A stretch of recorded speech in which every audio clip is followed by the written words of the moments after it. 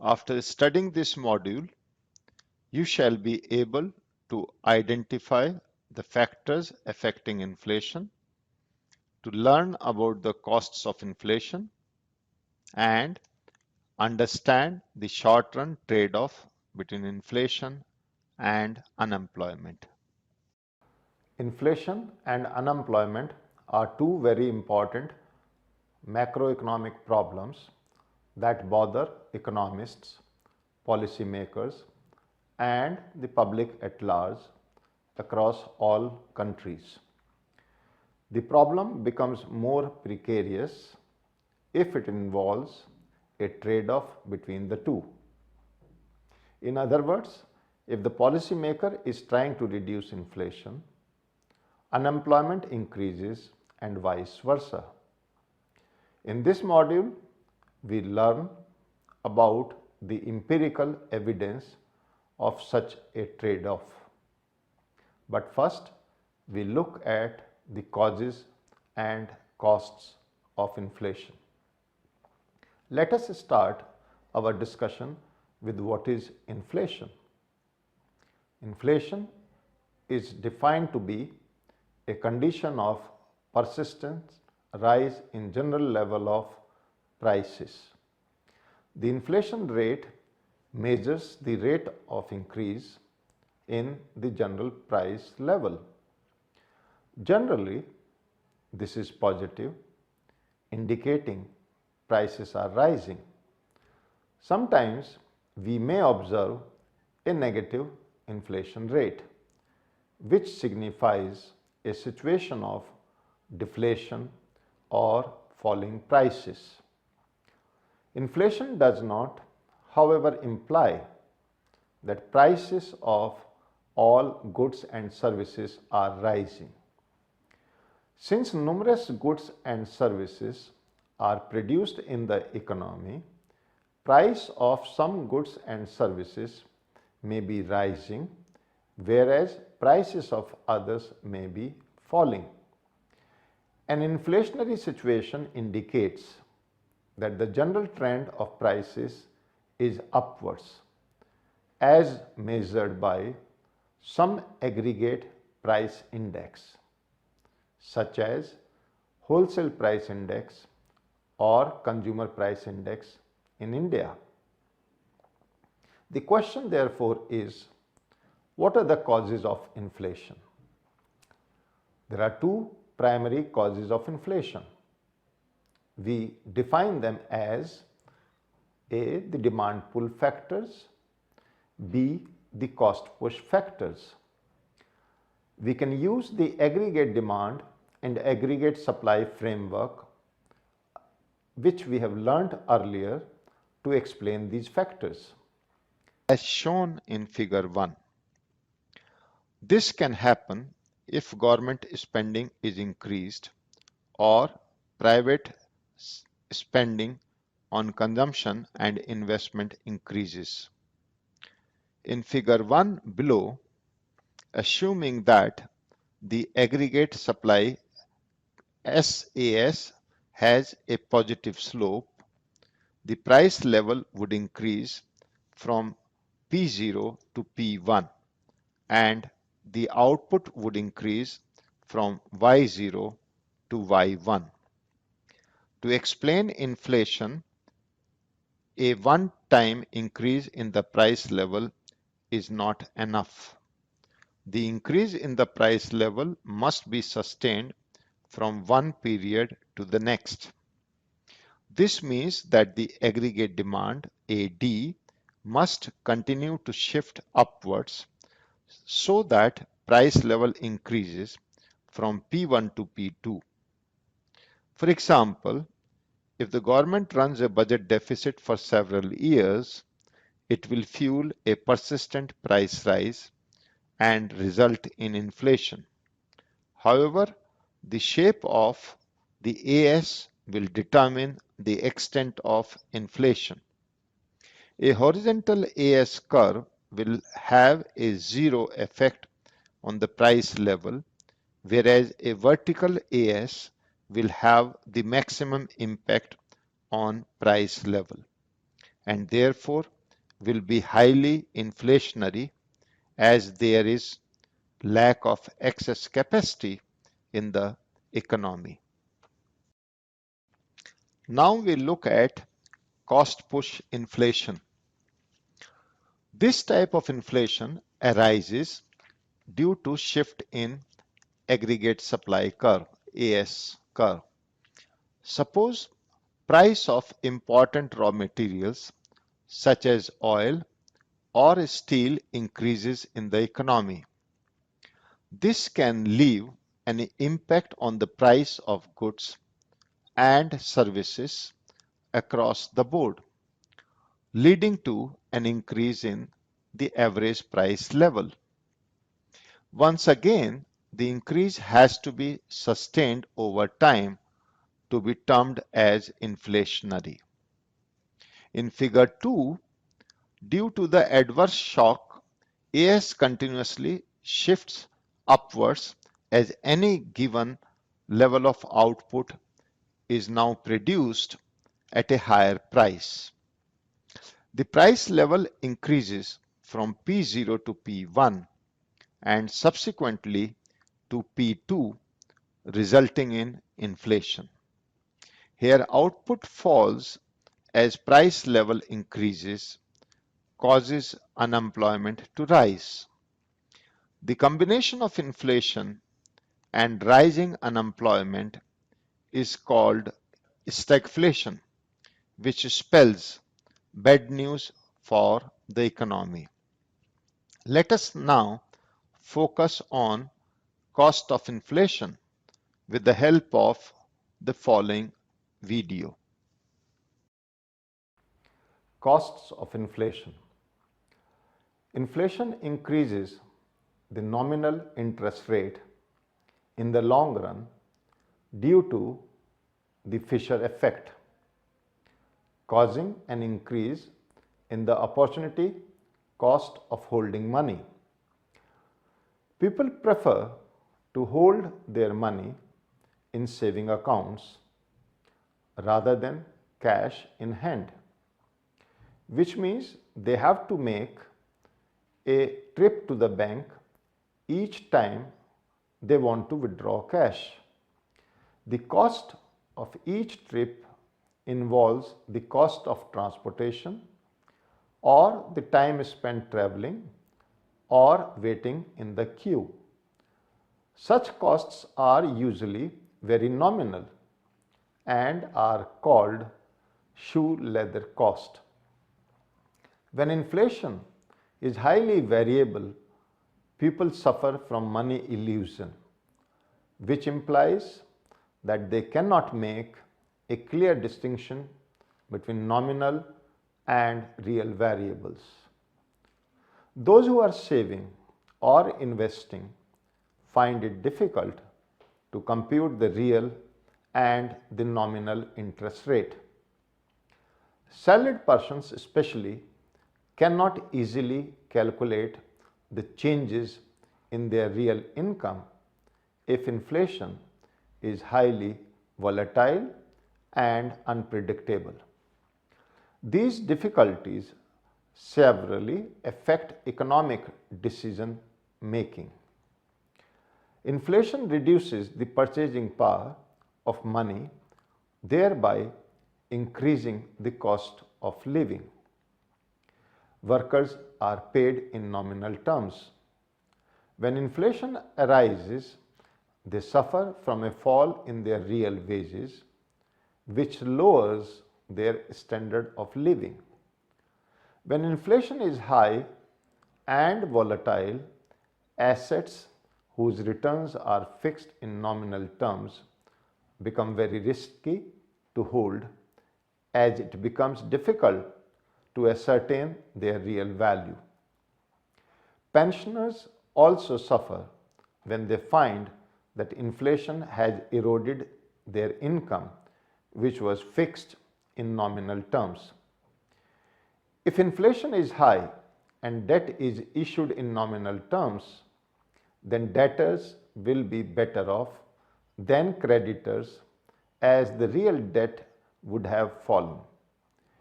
In countries where inflation is very high and variable, contracts set in nominal terms are unacceptable.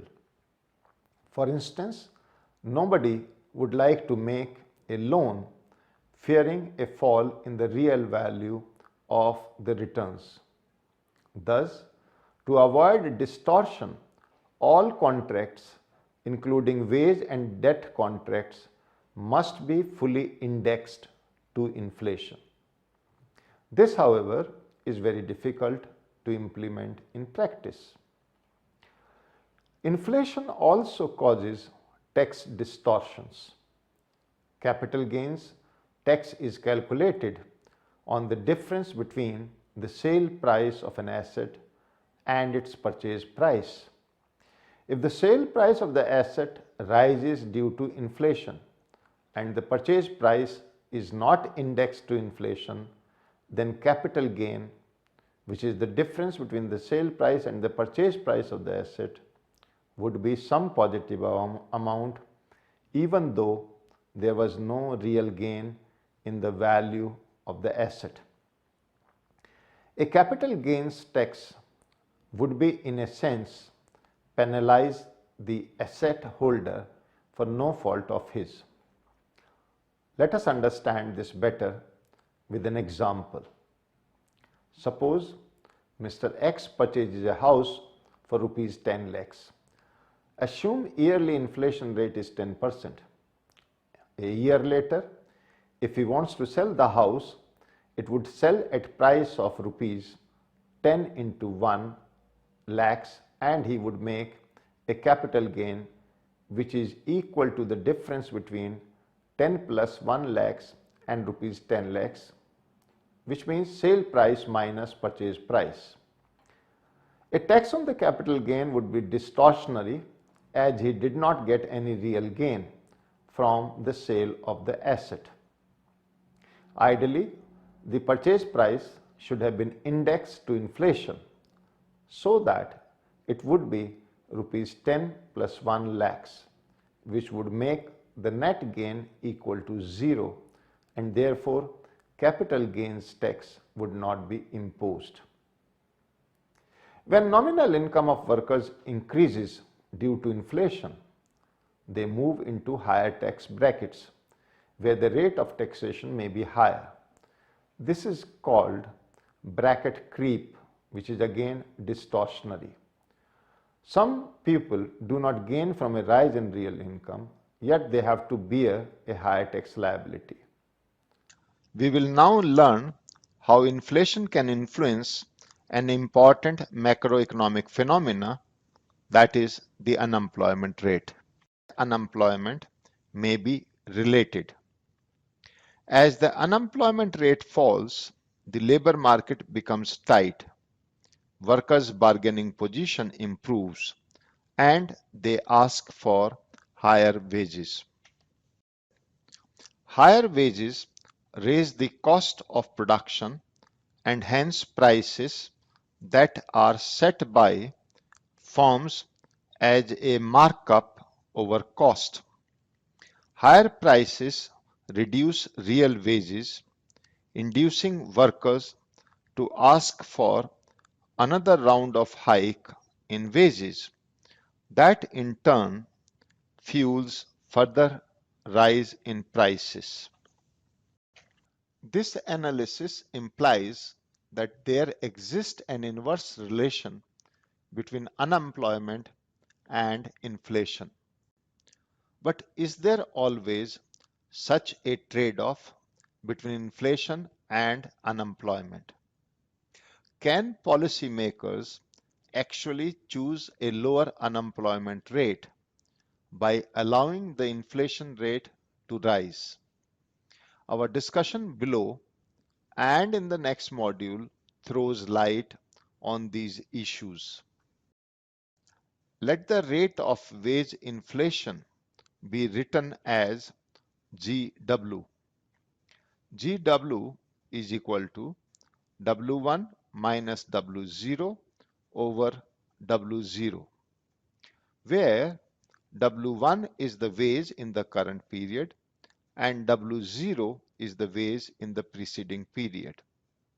Then the equation for the Phillips curve could be written as GW is equal to alpha minus beta mu, where mu is the unemployment rate and beta measures the responsiveness of wage increases to unemployment.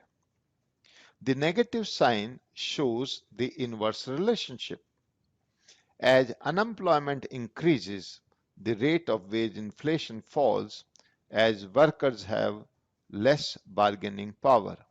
Conversely, if unemployment falls, the rate of wage inflation rises.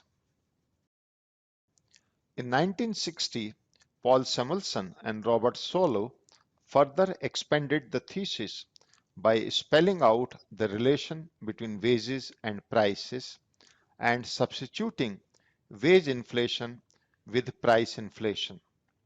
They studied the relationship between rate of inflation and the unemployment rate for the United States over the period 1934 to 1958, comparing the year-over-year increases in the average price level with the average annual unemployment rate. Thus, the Phillips curve came to be described as a relationship between rate of increase in prices and the rate of unemployment. The inverse relationship between the two was reaffirmed. Let us illustrate this. Let n is equal to P1 minus P0 over P0, where P is the price level in the current period and P0 is the price level in the preceding period and n is the rate of inflation. We can put this in place of GW S in the original Phillips curve equation to get the modern version, which is phi is equal to alpha minus beta mu. The term alpha captures the effects of parameters such as markup rate, unemployment benefits, price expectations, etc. that can cause the downward sloping Phillips curve to shift, figure 3 below, while the value of beta measures the responsiveness of inflation to unemployment.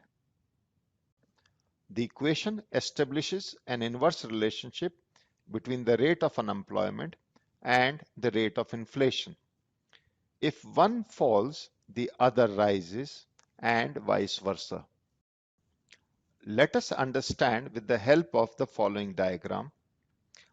Suppose unemployment is low at mu, workers will demand a high nominal wage as they have more bargaining power.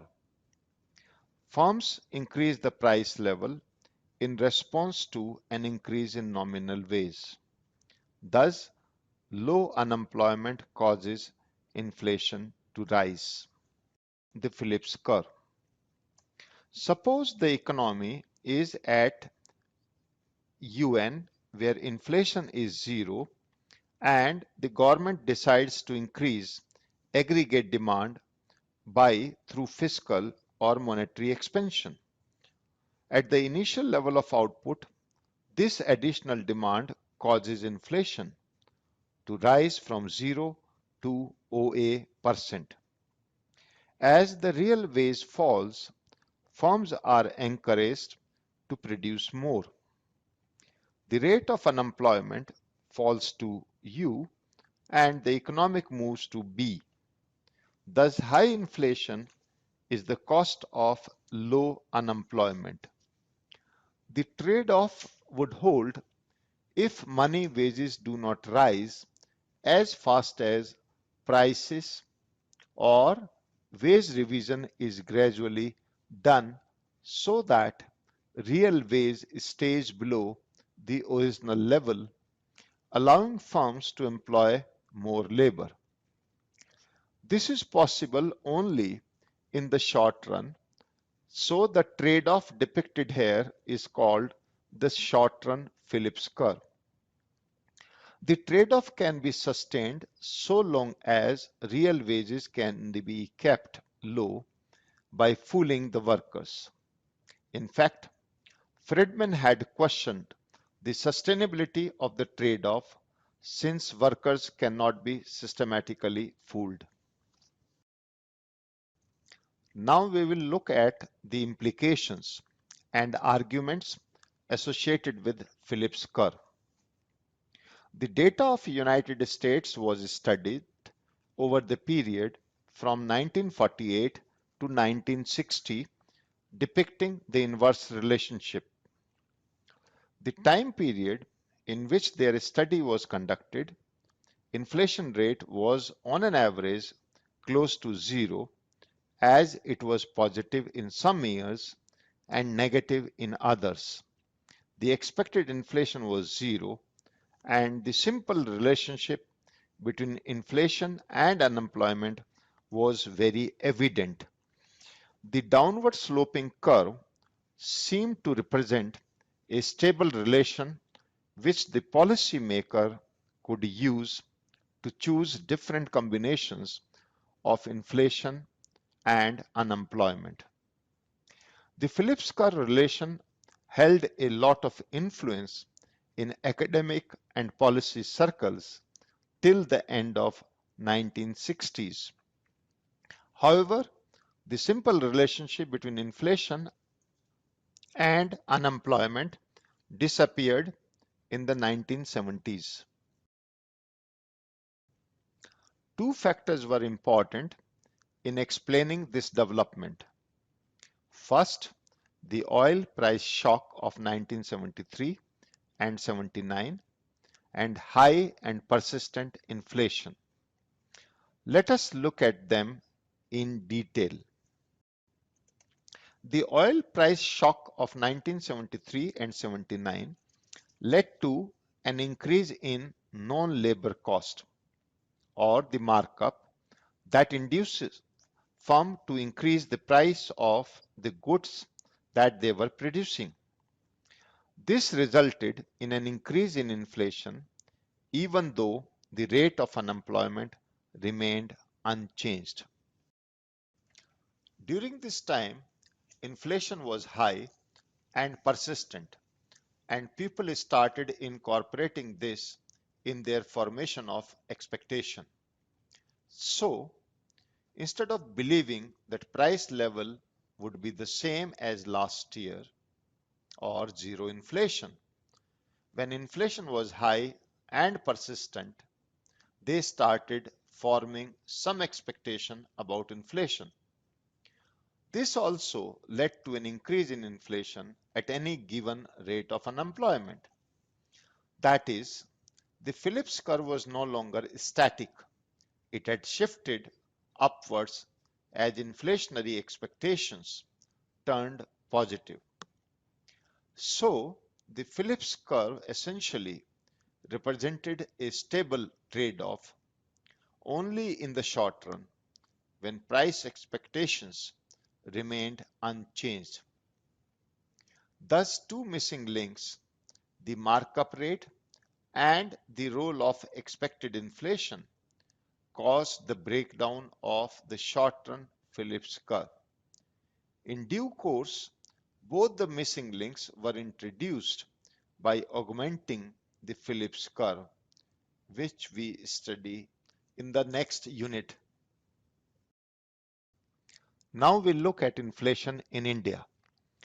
There are two measures of inflation, namely WPI, which is Wholesale Price Index, and CPI, that is Consumer Price Index.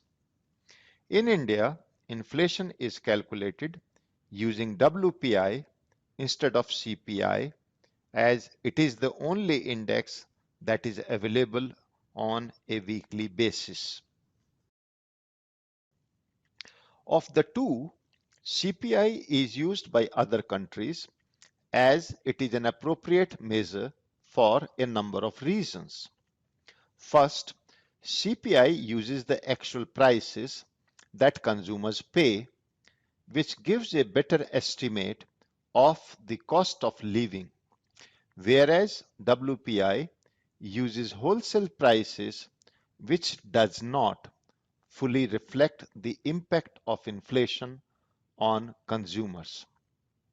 Second, most of the items included in WPI are not relevant for the consumers as these are not consumed by them. Finally, services are not included in WPI, which makes it an inadequate measure given the growing importance of services for the consumers. The reason for not including services could be due to lack of reliable data on prices of services and the non-tradability of some services. Given the drawbacks of WPI, experts recommended the shift to a more useful CPI-based measure. In fact, in April 2014, the RBI announced the implementation of some of the recommendations of Urjit Patel Committee report, including adoption of the new CPI combined as the key measure of inflation. The headline inflation, that is, year on year for any month in a given year, for example, January 2013, is calculated as the percentage change in the value of WPI in January 2013 over its value in January 2012. In India, the headline inflation was 9.56% in 2010-11 and 8.94% in 11-12 according to the Economic Survey 2013-14. The survey reports that inflation in India stems from a traditional imbalance between demand and supply. Food inflation is the major driver.